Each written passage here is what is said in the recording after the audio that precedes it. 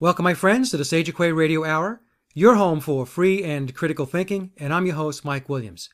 Returning to the show tonight by popular demand is my friend and colleague, Bryn Blankinship, who specializes in the fascinating field of spiritual regression. Bryn is a certified master hypnotherapist, an international certified hypnosis instructor, and an author.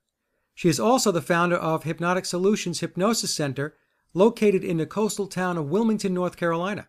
Bryn specializes in clinical and transpersonal hypnosis, past life regression, and life between lives spiritual regression.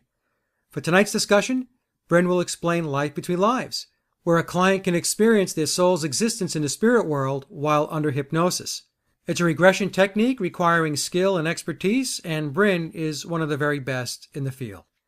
So my first question to Bryn Blankinship was, what exactly is a life between lives regression? And here is what she had to say. So a life between lives is where we go between our lifetimes in the spirit world. You know, we don't just die and that's it. We leave this earthly life and we go home. So our soul continues on after it leaves our body and it goes to the between. But in the between, there's a lot of activity. There's school, there are other souls that we interact with, a lot of planning. There's just a lot of structure that occurs in the spirit world. Well, I think that that's a very interesting point to make because I don't think a lot of people understand that there is structure in the spirit world. It's not all one place that you just go to right, and just kind of hang there. Right. That's the thing. You just don't float around. No. Okay. Well, you might float a little bit, but you've got things to do. You've got places to be. There's a lot of activity going on up there. So it's the place where we go, where our souls reside in between our incarnations. Yes. So how does that differ from a past life regression? A past life is a previous life that we've experienced, whether on Earth or another planet. Okay, so then your incarnations may not always be on Earth, and you could wind up incarnating on another world then. Yes. So can you then help us, Bryn, understand a little bit about what these other worlds or these other incarnations are like that are not Earthbound? Okay, so there are some other planets that are very Earth-like and bodies that are similar to human Earth bodies. And then there are some planets that are telepathic planets where we don't even really have a body, that you're a ball of energy and you communicate just through thought. There are water planets, water worlds. There is a planet that clients have talked about that's the orange planet. And they do their best to describe what they're experiencing, but they're getting so much information in a three-dimensional kind of way. They're doing the best they can to describe it to me when I'm sitting over there across from them, just taking notes and listening to what they're describing. I think that it's important that the audience understand that it's not all just Earth. It's not all just coming here. Although I tell my clients that Earth is a very difficult school, Yes. a very challenging school. So that's why a lot of souls come here, because the rate and pace of learning can be expedited. But other planets, other worlds, other life forms, you mentioned a water world. Mm-hmm. Very, very intriguing. There was one that's coming to mind where they had a human body, but it was kind of short and squatty, except instead of having two eyes, they seemed to have like one eye in the middle of their forehead. I mean, sometimes we get really graphic descriptions, and then other times we don't get so much of a description about their body as much as the environment around them. But there are a lot of similarities. If we compare notes, if you had a lot of past life regressionists and life between lives hypnotherapists sitting around talking, there would be a lot of correlation between all of our descriptions to be able to identify the orange planet or the water world. I had one where the client went to a world where the intelligent beings were bird-like, but they were highly intelligent, able to communicate, but they did not look like humans. They were very bird-like. And I don't mean small birds. They were 4 to 5 feet maybe in height. So it's very interesting. It's just this whole diversity of what's out there, and there's this diversity of experiences. It's fascinating. It is, because as humans, many humans think that this is all there is.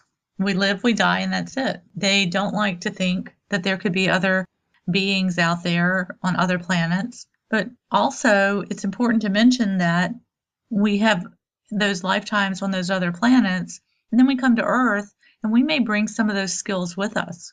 So you might be drawn to a certain activity or a certain modality, let's say, that you actually develop those skills on another planet. So, for example, someone that's drawn to energy work, that's because it's familiar to them because they've done that on another planet. And I've had guides explain to us how on those telepathic planets or those energy planets where souls will play with energy and experiment, how they'll do that in preparation for coming to Earth at a later time during one of the incarnations where they'll be using those skills. Or a creative planet where they'll create just for the sake of creating, and they use thought or skills and abilities that they have access to, talents that they have on those planets that help them create, and then they'll bring that to Earth in a way that works with what we have capability for on this planet. And these skills, Bryn, along with the incarnations, they can also learn these skills or expand on these skills in the spirit world as well. Yes. So it's not just limited to incarnations on planets, but this is also an aspect that can be experienced and realized up in the spirit world between lives. Yes, because their clients will describe, they say they're classrooms in the spirit world where they're learning something with their soul group on a particular topic. Maybe it's working on the environment or something, along those lines in preparation for coming to Earth, where they're going to implement those skills. That came out of one of my sessions, and they were really working on some special ideas that were important and timely for this time in the world's evolution to help the planet. How would you answer the question, Bryn, if a client came to you and asked you, what are the benefits to me of having an LBL session? If someone were going to come to me for a session, I would want to make sure that they understood that they have to be a willing participant in the process, because I don't do this to them, and they have to be able to let go and go into that deeper space. I'm going to guide them, and I'm going to use my voice and give them suggestions. They're going to use their imagination, their ability to relax and let go, and go into that deeper space. And they can connect with their guides. They can find out why they're here, what's their purpose for being, why were they born this time, why they chose this body, how this body may differ from other bodies that they've experienced or had in the past. They can learn about relationships. Maybe there's a theme that they're working on through a series of lifetimes that is going to be completed in this life, or perhaps it's not going to be completed in this life, but they're getting a lot of the learning. They can learn more about the afterlife, like where do we go after we die, which gives people a lot of peace so that there's not so much fear around death. How about the soul's character? In other words, I think a lot of people fall into the trap that they believe that their character or their ego as a human is also their character or their ego as a soul. So when you have an LBL, are you able to distinguish between the character traits of an incarnation versus your core character traits as an infinite being, as a soul? Yes. In fact, one of the questions that I might ask would be, what are your soul characteristics that you carry with you from lifetime to lifetime? How is that different from the person that's sitting in my chair right now? Souls have an energy about them. They're distinctive. They're individual. Not all souls are cut from the same cloth. They're each unique to themselves. So they have character, they have a presence about them, they have a personality. Mm-hmm. They have a soul personality, and you have a human personality. Now, your human personality is going to change from lifetime to lifetime because you choose different lives and different experiences in a body that are going to give you an experience, that are going to give you something that's going to help you grow. So each combination of soul and human being are going to be unique. No two combinations of soul and human personality are the same. So you're going to experience something different through each one. And there may be a tendency that you might need to incarnate as a softer personality type to learn a lesson. You might do that a couple of times, and then you might incarnate as more of a more difficult personality type to learn what it feels like to be experiencing the opposite of that. So the soul, in essence, comes down, incarnates from the spirit world, and it actually takes on a role. Yes, there's a melding that the soul joins with the human mind, and there's a partnership that takes place with the mind, the body, and the soul. And they work together to help achieve a human life. So they're in partnership with one another. So, and how does someone then experience an LBL? What's that process like? If they come to you and say, hey, Bryn, I'd like to schedule an appointment for a life between lives, how do you explain the process to them? So what's going to happen is we're going to talk a little bit. I'm going to find out a little bit about you, and I'm going to get your questions that you want answered, just a couple of questions that you want answered from the session, because I also have a list of things that I'm going to ask once you go under. And I ask you to bring a list of about 10 key people in your life, positive and negative, who were a big influence on you, so that if they come up in the session, I'll have a little shorthand as to who they are and what their relationship is to you and how you feel about that person.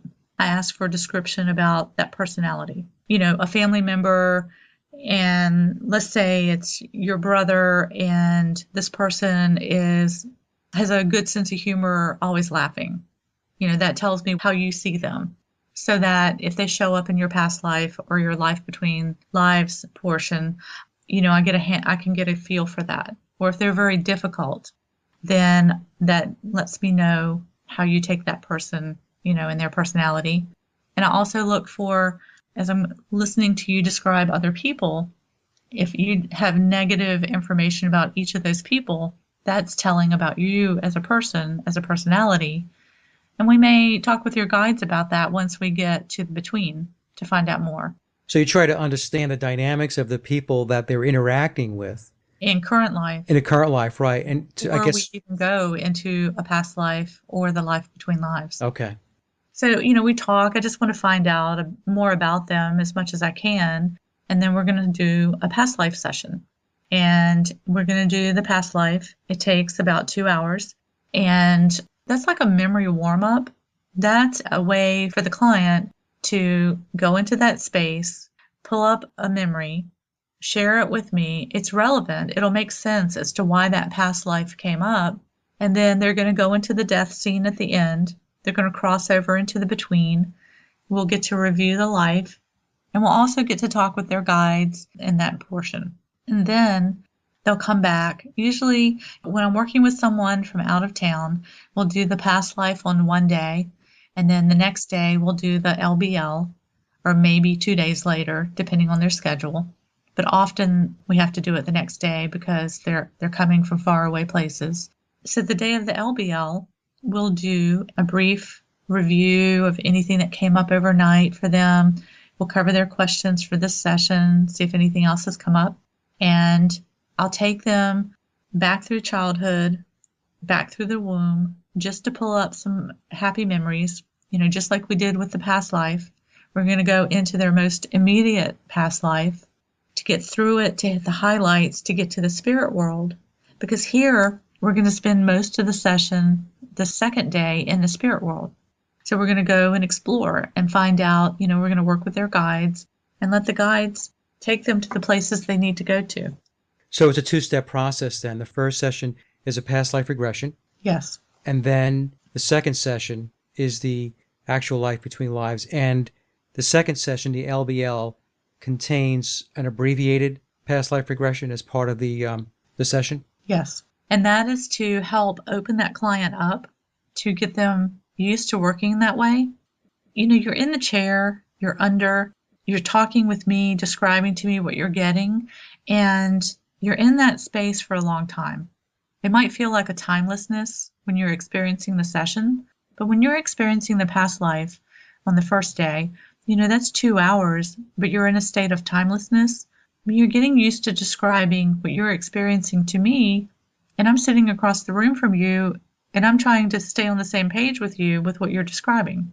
And I'm connected energetically. I get a feel for where you are, and with what you're describing, I understand what's going on, and if I don't, I'll ask more questions. And then on the day that we do the LBL, we just need to get through the past life as a way to access the between. So the past life session, that session is important because the client is becoming acclimated and familiar with the trance depth, being in Yes. hypnosis. Yes. So without that, if a client just tried to have an LBL, that it might be difficult for many clients because they're just not familiar or conditioned to be in that level of trance. And so therefore, the chances of the session being sub-optimized, those odds increase. Yes. Okay. Because you have a much richer experience when you do the past life first. I was taught by Michael Newton. This is Michael Newton's work, at the basis of LBL. And he always recommended doing the past life.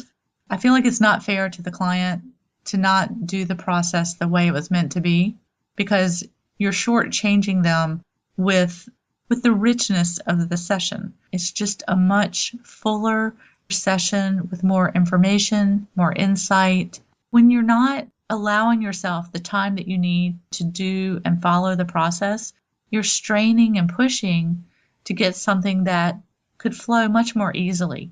And when you start straining and pushing and trying to make it happen, that actually blocks the information from coming through, and it makes it a more difficult session.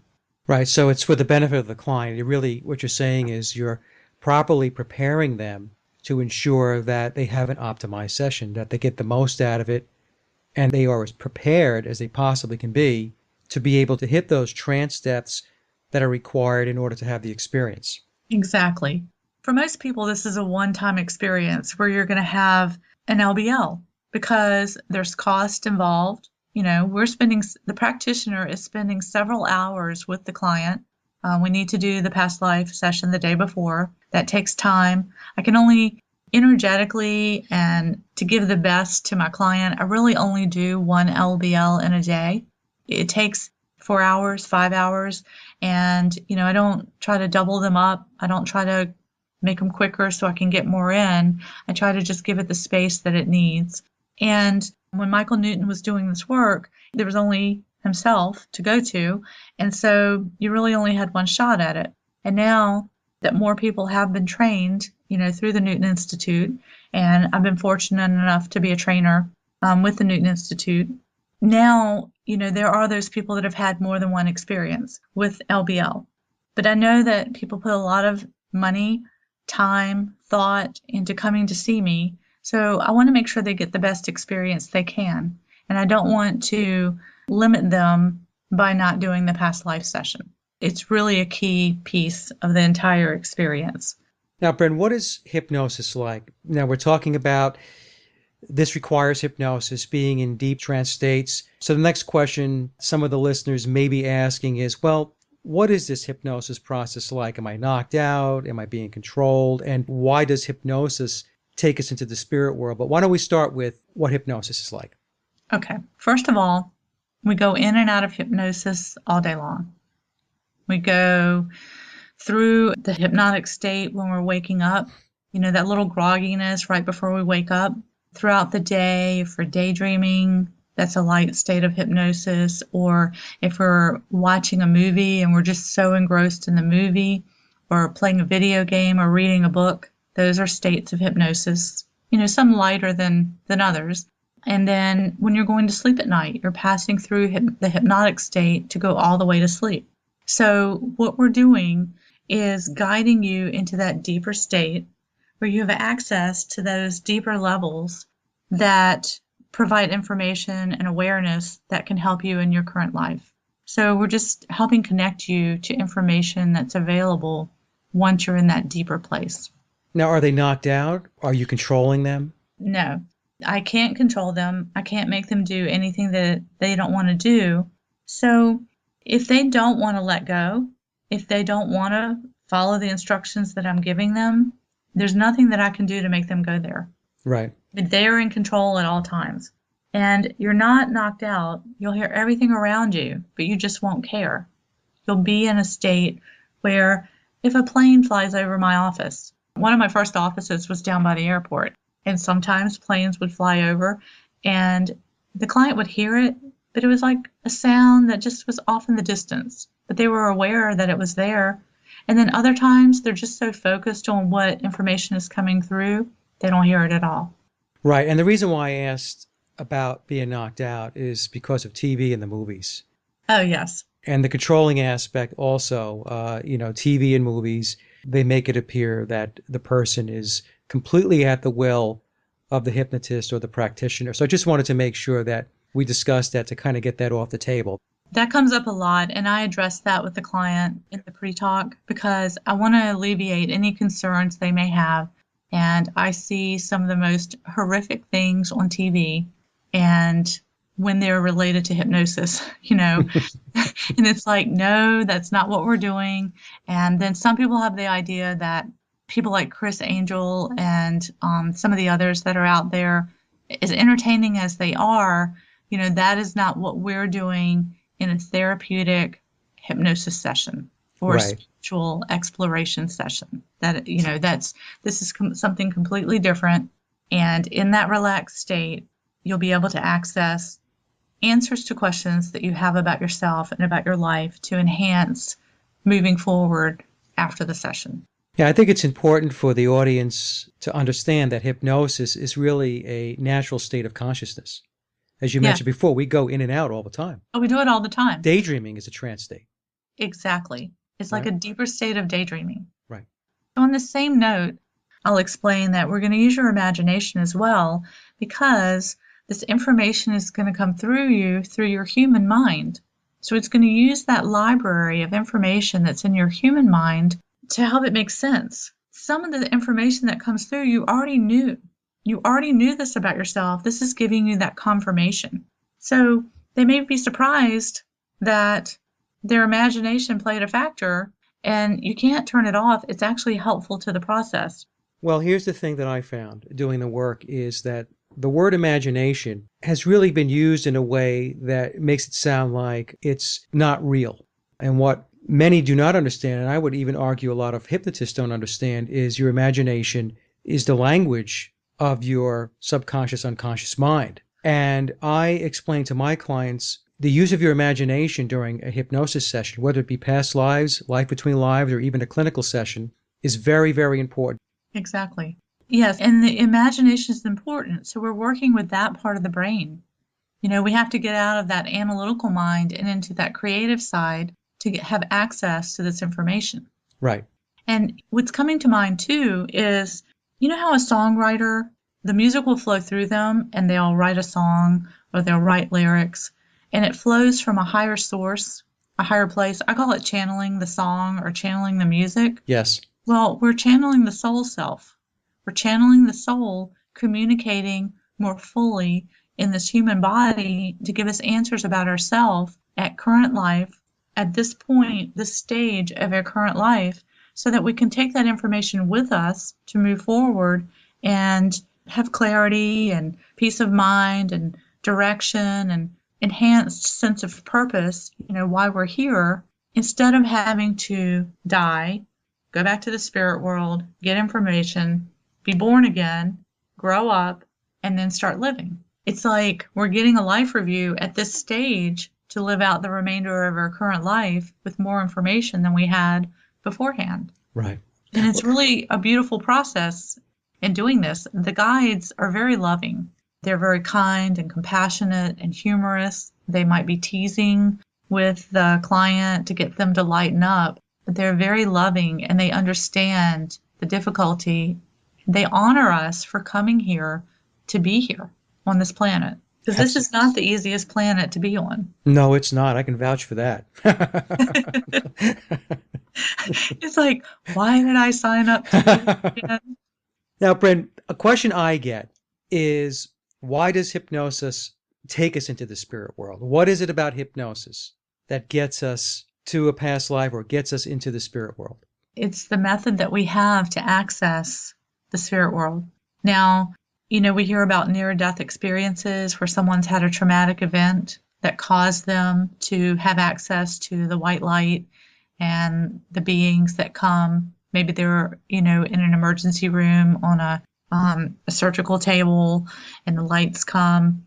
Well, the hypnosis is a way to access that without having some trauma that connects us to that place. It essentially connects us into that expanded consciousness then? Yes. So hypnosis has been used for centuries to get us into a deeper state, to relieve pain, heal the body, heal the mind. It's just a method that we've been able to access for centuries. Yes, it's very, very powerful. Now, another question that I get, and I'll pose this one to you.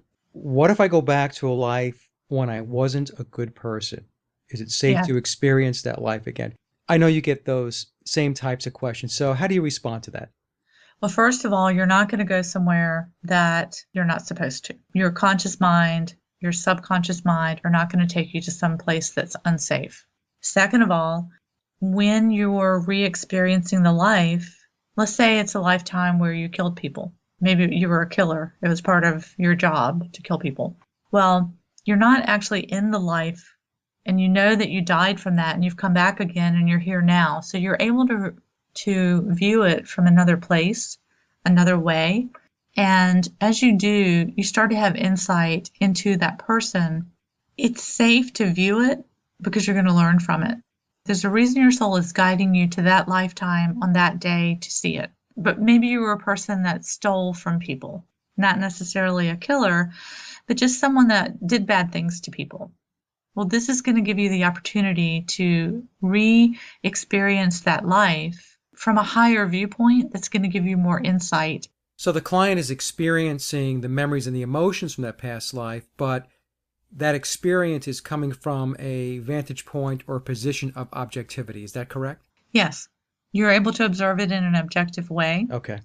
And you also have the perspective of soul.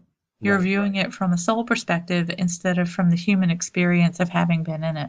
Okay, so, but there is carryover from life to life because Yes. I think it's a misconception by many that when you pass and you go up to the spirit world, you go back home, that you essentially completely cleanse and shake off everything from past lives, that there is nothing that's kind of just residual hanging on. Is that true, not true? Do you find that there is carryover?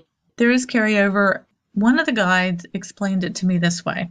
We make a coat and we sew into the pockets of the coat all the necessary attributes and elements that we're going to need for the life that we're coming to live.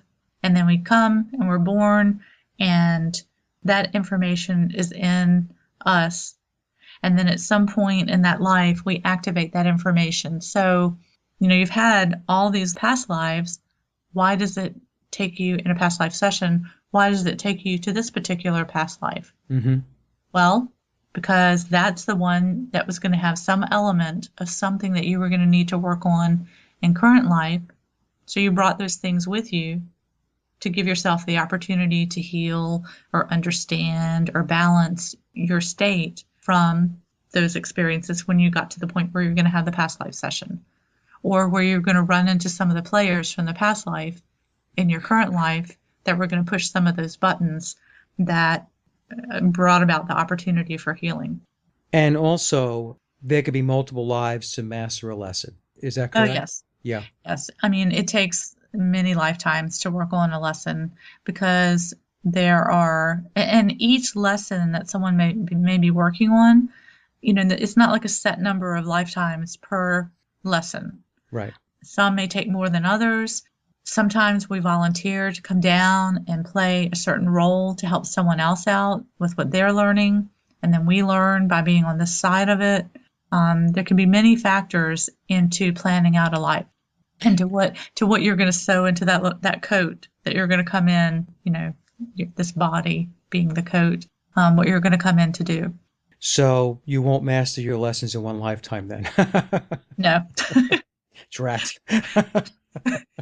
Now, I haven't had it happen, but because they didn't come into the office to have a session, but There may be some souls that choose to just have one lifetime here and that's it, Right. but they're usually not going to be coming in for an LBL session on their first lifetime. Not usually. They've got other things to do.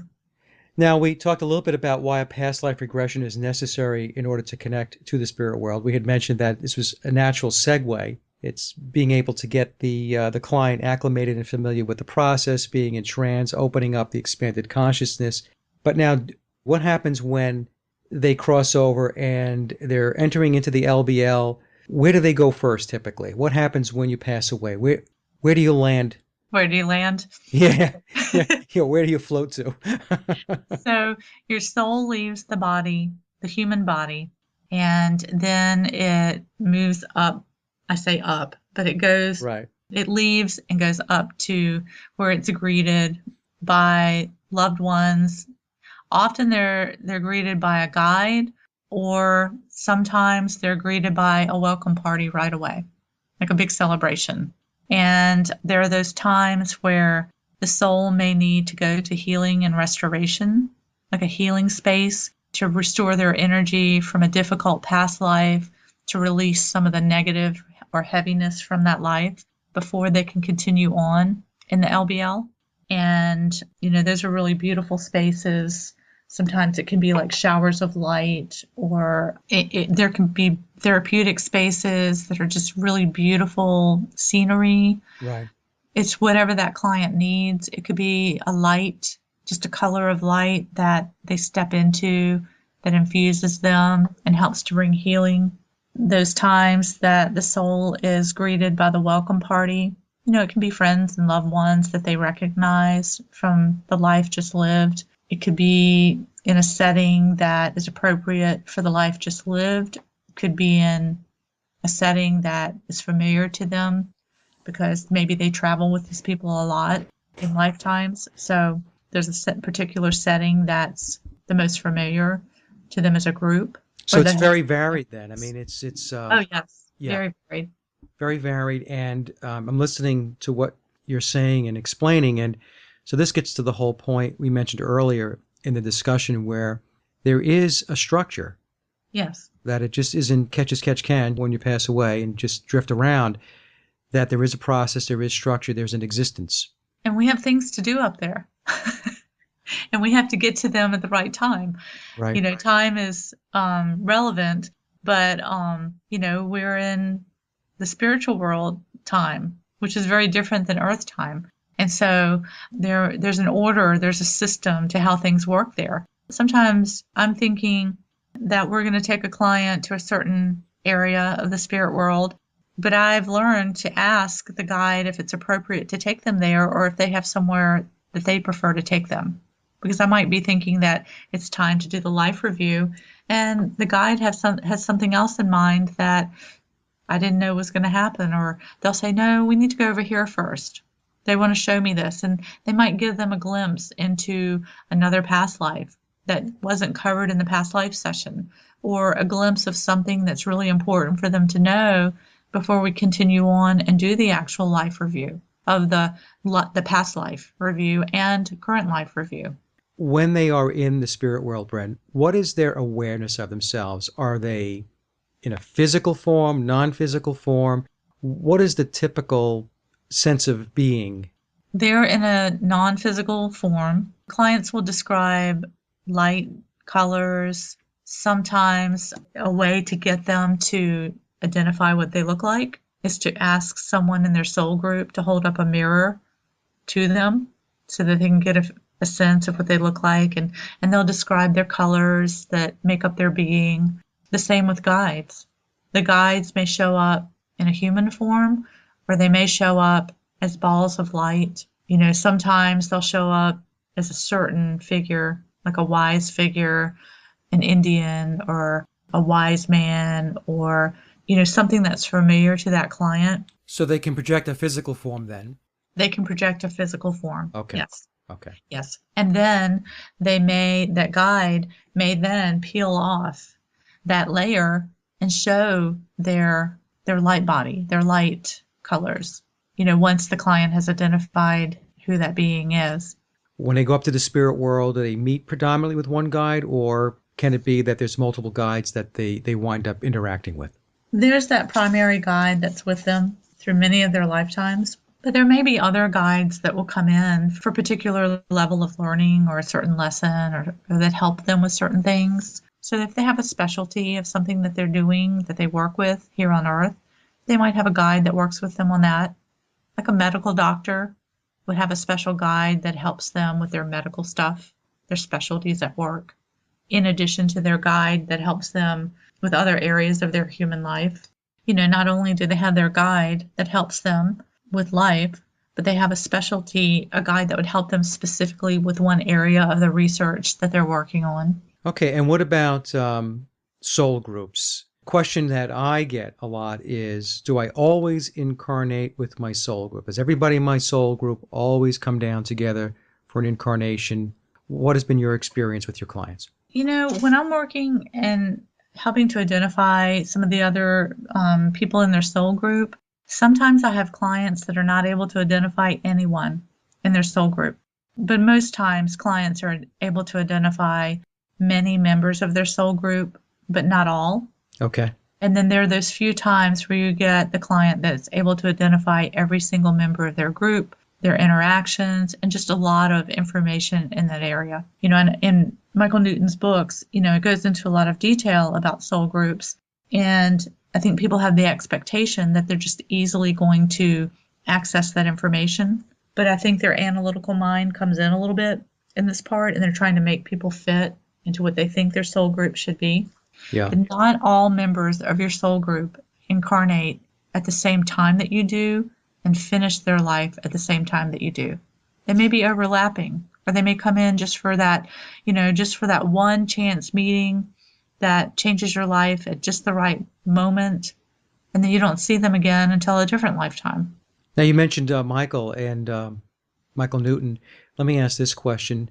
Have you found that clients that have read Michael's books, or even Brian Weiss's books for that matter, if we go back to past lives, do they interfere? Do clients wind up experiencing or seeing based upon what is written in those books, or do you find that once they get into that depth of trance, the books are really irrelevant? What happens is once they get into that depth of trance, they start to access the information and have a deeper understanding of what it means and how it relates to them. Because when they're reading it in the books, it may seem like one thing or another thing, but it's very different when you're actually experiencing it yourself. And then the times where the books may interfere is when a client is getting something and they start to analyze it with their, because you still have your analytical mind with you. You can't turn your mind off. It's just Right. kind of in the background. But when they start to second guess and say, well, wait a minute, when I read the book, here's what I thought it meant. And that can start to bring them up out of trance. So if I hear them speaking in, there's certain language that they start to speak in, certain words they might use that let me know that they're starting to come up out of trance, then I need to deepen them and bring them back down and remind them to just let that go. So it's not a problem if someone's read the books, but it's also not necessary if people have read the books, because every LBL is going to be a little different, but the experiences are similar whether clients have read the book or not read the book. And how about sensory perceptions? I think also the books, and also people watch these sessions on YouTube, and the impression is that visual perception is first and foremost, and they're actually going to be sitting in like a movie theater and watching themselves on a big screen. So could you help describe a little bit about what sensory perceptions actually come into play? Is sight predominant, or could it be kinesthetic? Could it be auditory? What's your experience with that? Everyone's different, and it depends on how they process. And how you process in your waking life is different than how you process information when you're under. So some clients are very visual, but not all. Some clients do feel kinesthetically the information coming through them, and they can give you great description, yet they're not necessarily seeing it, but they know the answer. It's like a deep sense of knowing. And then there are some clients that can hear the answers being whispered as if their guide is just speaking to them, and then they're relating the information to me. So how it comes through can be different for each person. What I'm noticing is that when people read the books, it appears that the clients in the stories are very visual, but that's not necessarily the case. So, if I'm going to write up a session into a story that someone's going to read, I'm going to take out the quiet parts where they weren't speaking. I'm going to take out some of the parts where they were trying to sort out information because, this is 4 hours of an LBL and 2 hours of a past life session. That's 6 hours of information that I'm trying to condense down into a story to help someone understand what came out of that session. So it may appear that this was appearing visually because, I've had those kinesthetic clients that give such great descriptive detail. So if you're reading that from the page that I wrote about the session, you're going to think that client was watching all of that, yet they weren't necessarily visually experiencing the session, yet they're getting great description. So they were feeling it and they had an emotional state. Yes. And, the emotion comes through and they're moved in different parts when they're being greeted by their guides or greeting loved ones, who have passed over that they're seeing again, or, a familiar friend. The emotion really does come through that they're experiencing when they're in session. How about, Bryn, past life or life between lives? The whole sense of knowing. In other words, you just know about yourself. Can you just describe that a little bit, that sense of knowing? Yes, it's just that. It's a sense of knowing that just comes through, and the client just knows the answer to the questions that are being asked. And that's where that connection to the soul self is there, and the soul is just expressing itself through the client more freely without the analytical mind getting in the way. And we really just have a deep connection, a nice, strong connection to the soul to express more in human form, in words, in descriptions of our soul's purpose and answers to the questions that the client has come in to learn about. So the conscious mind filter has essentially been set aside. Yes. Right? And so the soul self is able to come through. It's amazing to me, when I do my sessions, is the level of wisdom that comes through. Yes. When the soul self starts to speak. It's really quite amazing. And it's poetic. Sometimes they speak in such a beautiful, poetic language. What's also interesting, too, is when the soul begins to speak through the client, about the client, as if they're not there. Right. It's really surreal, Mm-hmm. and it's very beautiful all at the same time. And it's such an honor to have the privilege to be able to do this. I'm really grateful every single day that I get to do this. I tell folks it's the best job anybody can ever do. It's just because I don't have to go to work, I get to go to work. Yeah, it's amazing. It really is. Let me ask you this question. How about soulmates? Because a question I get a lot is my soulmate always in my incarnate lives? Are we together all the time? And is my soulmate always my wife, husband, partner, lover? No. There you go. Okay, next question. Your soulmate is that soul that was sparked at the same time that you were sparked, that you began. And there are those times where you're married to them. There are other times where it's your child, or it could be your mentor. And then there are other times where they're not in your life at all. Like they sit one out, or maybe they incarnate and you sit one out. And you learn through that loss of not having that special someone in that current life. You learn what that feels like. Now, when I'm working with clients, it's just the client and I in the room, and occasionally I've had someone ask, can my spouse sit in on the session? And I don't do that. I don't do that with past lives, and I don't do that with life between lives. And the reason that I don't allow it, there are two reasons, actually. I don't need the disruption or the distraction of another party in the room just sitting and watching. Just having their breathing and knowing that you're being watched is going to make it more difficult for the client to go under. And the other thing is, I don't want the client to censor any information that's coming, because remember, the client is always in control. So let's say I ask a question, oh, can you tell me more about your soulmate? Are they in your life now? Well, let's say that that client's husband is sitting in the chair and the client is discovering that her soulmate was an ex-boyfriend or an ex-husband. Well, she's not going to feel like she can share that information with her husband sitting right there. Or let's say she does share it. She feels comfortable and she shares it.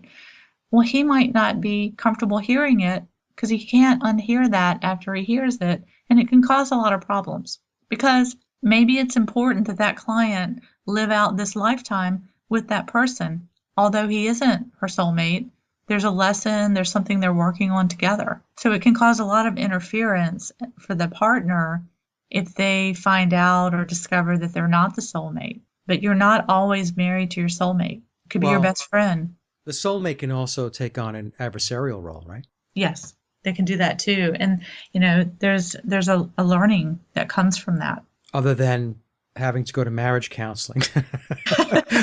Or jail.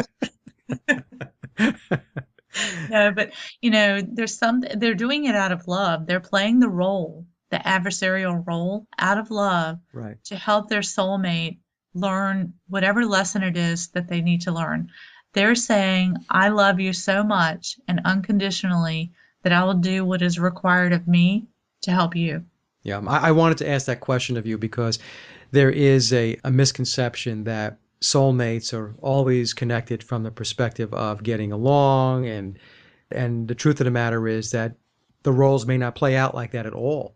Right. So I'm glad you explained that. That's where, a client could the husband sitting in the chair over there could feel like they make a good team because they always get along, and then be shocked to discover that although they do get along, that's not their actual soulmate. Right.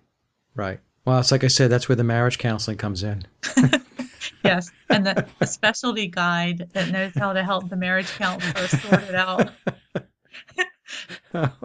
Too funny. Now, this all culminates when you're in the spirit world to going into seeing your council of elders, or the wise ones. Yes, the planners, the wise ones, the council of elders. So what exactly is the council of elders? How is that different from a guide or a teacher? What'll happen is your guide is there at some point and leading the review, or, taking you to points of interest in the spirit world. And then I'll ask, would it be appropriate for us to go before the council of elders at this time? And it sounds like they're waiting for us, or they've been waiting for this moment to happen, or sometimes it'll sound like a meeting is just adjourned and now it's your turn to go before your council. So it's kind of interesting how they describe that. And those wise ones that have been with you and help plan out your lifetimes here on earth. There are more members on the council than there are several members on your council, where you might have one main guide. And sometimes it's difficult to tell if they're guides or if they're counsel, when the client's describing the beings that are there helping them. But for the most part, the council have wisdom and insight about their lifetimes. Some of the council members might change out after a series of lifetimes. They might get more council members that help them. And they'll give insight into current life lessons, how they're doing at this stage of the game, what could be improved on. Clients, before we go there, will often feel like it's going to the principal's office, like, uh-oh, I'm in trouble now. But once they get there, the council are often very loving. Occasionally, they'll be stern, firm, but usually they're very loving. What would be something that the council might have to be more direct about than they otherwise would be with a soul? One thing that's coming to mind is where a client has had multiple LBL sessions, and here they are again, and the council will say, we've already told you that. We've already given you that answer. And I don't mean multiple LBL sessions with me. You do have those people that like to go and seek out many LBL therapists and have several sessions hoping they'll get a different answer. You're going into that space, you're going before the council, they're going to tell you what you need to know. And if you keep asking the same question, they're going to finally say, you know what, we've already shared that. That's interesting you should say that, because there's 2 sessions that I've conducted that come to mind. One where the soul got into the council, and the council was very, very kind, very loving, but said that they were not going to spend a lot of time in session, that there were some key messages, and then they were going to wrap it up, because the council had explained that the soul knows very well what it needs to do. Yes. So they're not going to waste a lot of words and time, but they'll reiterate some things to kind of reinforce.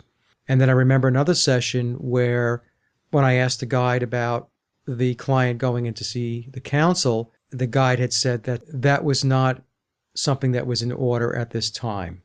Yes. And, going before the council, they might share with them more about their current life, more insight into how they're doing at this stage of their life. This is a place where they might take a tangent and go review the past life from the LBL session, or the past life with more insight from the day before. Right. They might share with them themes and information, themes that they're working on through a series of lifetimes. They might go into more detail about that. I mean, it's whatever the client needs at that time. But Right. The council will, they usually have a main leader that's leading the session, the council session, and there'll be other members there as well that might be familiar to the client. And one seems to be running the show, so to speak. How much does the council focus on past lives, or is the council's role more in line with the soul's overall development and character? It could be either. Okay. But I would say but they also have access to their soul's overall development and character. I guess it depends upon what the soul is actually requiring from a message and learning perspective then. Yes. Okay. All right. Fair enough. I was just wanted to ask you that question. The guide can share some of this information as well, but often this comes from in front of the council. It could be either. Now, Bryn, the visit with the Council of Elders, is that the last event or the last experience that the client or the soul experiences during the LBL session, or are there other stops in other places to go and visit and go see? Could you help us with that a little bit? It depends on what stage the visit to the council occurred. They don't always experience the same segments in the same order as another LBL client might. Like, they might do the welcoming committee and then the healing and restoration. They might go to a classroom. They might go to a learning group, soul group, and then go to the council as the last stop before they start to come back after the session. But that isn't always the case, because there have been a few times where the first stop, once they went through healing and restoration and being welcomed, was straight to the council. Okay. As if they've been waiting for you, they want to share some information with you. It depends on where that visit falls in the scheme of what we've already covered as to whether the council visit is going to be the last piece before they come back. Okay, so the sequencing and the ordering in the spirit world can be whatever. So it's not this this very stringent, we go here and then here and then here and then here. So it can vary.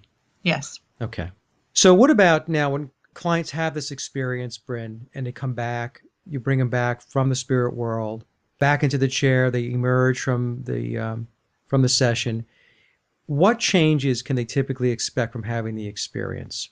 Well, there's a profound healing at an emotional level that takes place when you understand your soul's purpose, when you understand your immortality as a soul, that this life is not the final, the only life, that there's more to this and our being here. It opens up a state of awareness. You look at relationships differently.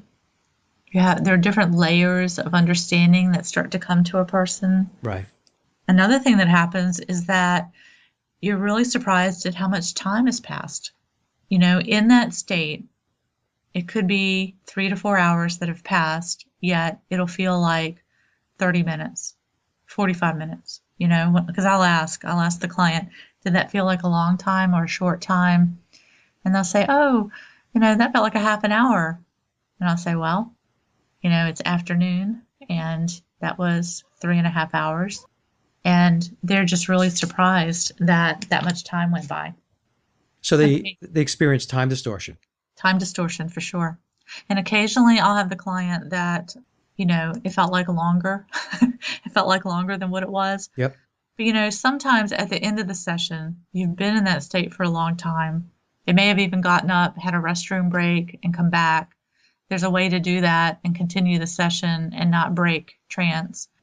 And they're just tired because a lot has happened. A lot of energy is getting exchanged in this experience, but they're in that state of awe at the profound experience and just that state of knowing that your soul continues on after this life to take you to its true home.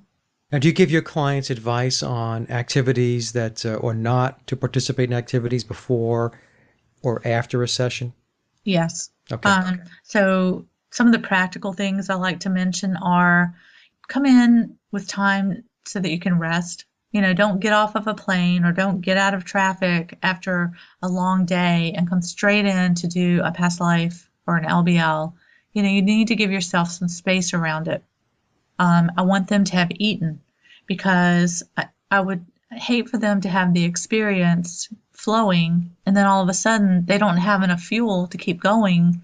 Whereas if they had just eaten breakfast, they could have gotten through a longer session because it is taking a lot of energy.